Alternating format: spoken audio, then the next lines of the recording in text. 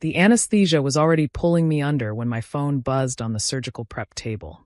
The nurse frowned, reaching to silence it, but I caught a glimpse of the notification. Mom, quick update, we're selling the house. Need the money for Garrett's new restaurant. Know it was your childhood home, but business is business. Hope surgery goes well. The words blurred as the drugs took hold, but they burned into my brain like acid. Hope surgery goes well. Like an afterthought. Like she'd remembered at the last second that her daughter was having a tumor removed from her liver. I tried to speak, to tell the nurse something, but darkness swallowed me whole. 6 hours later, I woke to the sound of machines beeping and my phone vibrating against the metal side table. My throat felt like sandpaper, my abdomen screamed with every breath, but I reached for the phone with trembling fingers.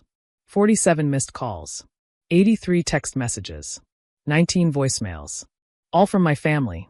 You're awake. Dr. Patel entered, checking my charts. Surgery went perfectly.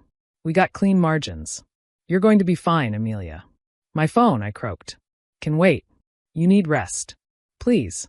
She sighed but helped me sit up slightly, adjusting the bed. I opened the first voicemail, my mother's voice filling the room. Amelia, what did you do? The realtor just called. She says you own the house? That's impossible. Call me immediately. The second, this isn't funny anymore. If this is some kind of joke because you're upset about us selling. The third, your father's lawyer says it's true. You bought our house. Our house. How could you? How could you? I deleted the rest without listening and checked my texts. They painted a clear picture of escalating panic. My brother Garrett, the golden child whose restaurant dreams were worth more than my childhood memories, had sent. What the hell, Amelia? You knew I needed that money. My sister Lily. Mom's crying. Dad's threatening lawyers. What were you thinking? My father. This is financial manipulation. Theft. I don't care if it's legal. You're no daughter of mine. I laughed, then winced as pain shot through my incisions. No daughter of mine. As if I'd ever been more than an afterthought, a disappointment. The child who chose nursing over business school and small-town life over their grand ambitions. The nurse came in with pain medication. You should rest. No stress. Too late, I whispered, then dialed my lawyer. Amelia, how did the surgery? Fine, Sharon. They know about the house. Ah, a pause. Are you ready for this? You're still recovering. They texted me about selling my childhood home while I was literally being cut open. I'm ready. 6 months earlier, I'd been visiting for Mom's birthday when I overheard the conversation that changed everything. They thought I was napping upstairs, recovering from a double shift at the hospital. We're 3 months behind on the mortgage. Dad's voice drifted up through the old heating vents. Either we sell, or we lose it to the bank. But Garrett needs capital for the restaurant, Mom protested. He's so close to his dream. Then we sell. Amelia won't care. She barely visits anyway. What if she wants to buy it? Dad's laugh was cruel. With what? A nurse's salary? She made her choice. Garrett has ambition. Lily married well. Amelia just exists. Just exists. I'd lain there, staring at the ceiling of my childhood bedroom, at the glow-in-the-dark stars I'd put up when I was 7. The same room where I'd studied for my nursing boards, where I'd cried after my first patient death, where I'd hidden when my parents' disappointment became too heavy to bear. That night, I'd made a decision. The next morning, I'd contacted Sharon, my lawyer and former patient. I need to buy a house without the sellers knowing it's me. That's oddly specific. What house? My parents. She'd stared at me. Story time. I'd told her everything. The years of being overlooked. The college fund they'd drained for Garrett's first failed business. The wedding they'd missed because Lily's husband had nixed tickets. The cancer diagnosis I'd shared over dinner, only to have them spend the rest of the meal discussing Garrett's menu plans. They're in default, I'd finished. I want to buy it before they list it. This is going to get messy, Amelia. It already is. The purchase had been surprisingly simple. Sharon had set up an LLC, made the bank an offer they couldn't refuse, and suddenly, I owned my childhood home. My parents had received notice that their mortgage was paid off by a private investor who would allow them to remain as tenants. They'd celebrated, posted on Facebook about their miracle and good fortune. Never once questioned why an investor would buy a house just to let them live in it rent-free. Until today. Until they'd tried to sell something that wasn't theirs anymore. My hospital room door burst open. My mother stood there, still in her tennis outfit, face blotchy with tears or rage or both. "How dare you," she hissed. "Hello to you too, Mom. Surgery went well, thanks for asking. Don't you dare act like the victim here. You bought our house behind our backs. I bought a house in foreclosure. The fact that you were living in it was incidental." Incidental? She stepped closer, and I noticed my father and siblings crowding the doorway behind her. "You're our daughter. Since when?" The words hung in the air like a scalpel. My father pushed into the room, his face purple with fury. "We raised you, fed you, clothed you. The bare minimum. Legally required. Want a medal? You manipulative little." He stepped forward, and Dr. Patel appeared like magic. "I'm going to have to ask you all to leave. My patient needs rest." "We're her family." "Then act like it," Dr. Patel said coolly. "She just had major surgery. Whatever this is can wait." They left, but not before Garrett spat. "This isn't over." I spent the next 3 days in the hospital, fielding calls from Sharon and ignoring texts from my family. On discharge day, I found them waiting in the lobby. "We need to talk," my mother said. "Like adults." "Fine." Sharon's office. 1 hour.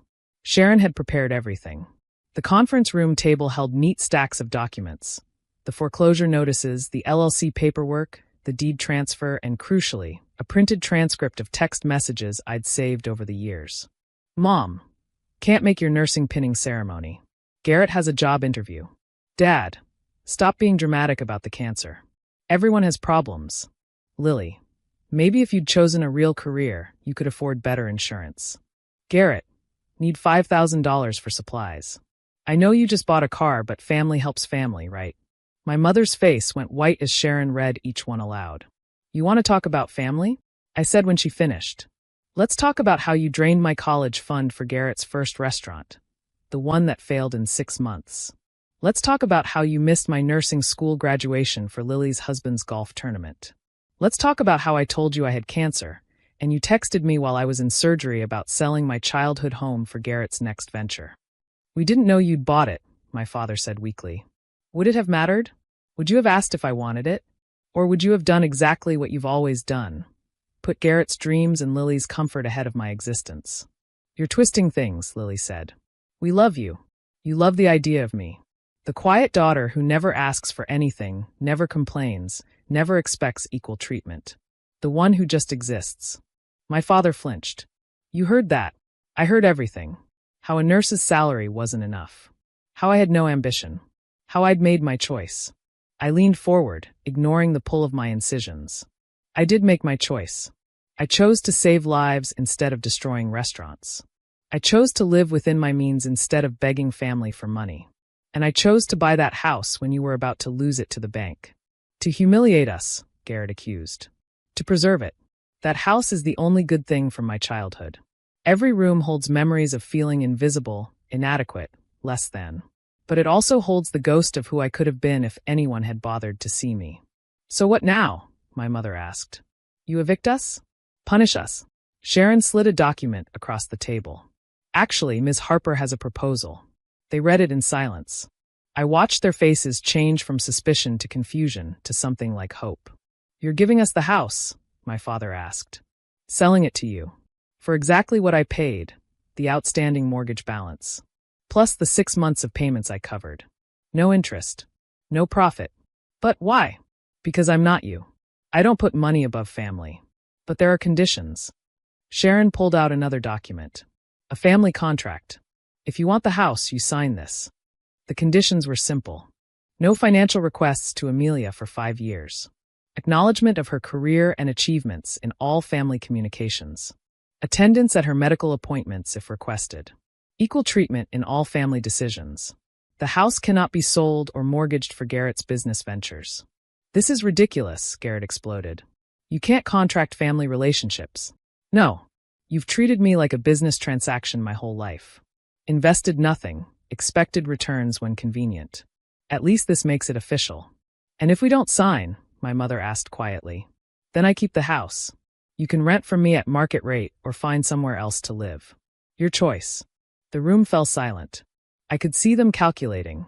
The humiliation of signing versus the financial reality of losing the house. Finally, my father picked up the pen. Where do I sign? One by one they signed. Even Garrett, though his hand shook with rage. When it was done, Sharon notarized the documents and handed them copies. We're done here, I said, standing carefully. The house transfer will be complete in 30 days. Amelia, my mother called as I reached the door. Do you really think this changes anything? That a piece of paper makes us family. I turned back.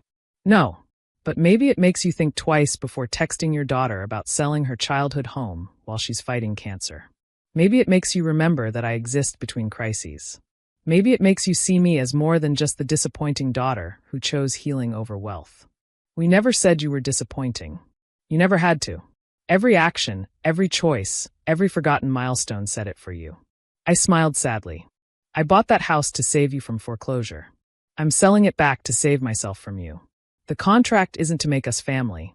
It's to give me permission to stop trying to earn a place at a table where my seat was never really mine. I left them there in Sharon's conference room, with their signed contracts and their shock. Outside, the sun was shining, and for the first time in my life, I felt free. The cancer treatment would be brutal. The recovery would be long. But I'd face it without the weight of trying to matter to people who'd decided long ago that I didn't. 6 months later, I got a card from my mother. A real card, not a text. Inside, she'd written, "Thinking of you on your last day of chemo.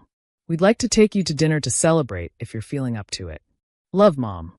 I stared at it for a long time. Then I picked up my phone and typed, "Thank you. I'd like that." Maybe contracts couldn't create family. But sometimes losing everything was the only way to find out what was worth saving. The house still stood on Maple Street, holding all our ghosts. But I didn't need to own it anymore. I'd found home in the life I'd built, the career they'd dismissed, the strength they'd never seen. And that was worth more than any childhood bedroom with glow-in-the-dark stars. Thanks for watching. See you again in the next video. Stay stunned.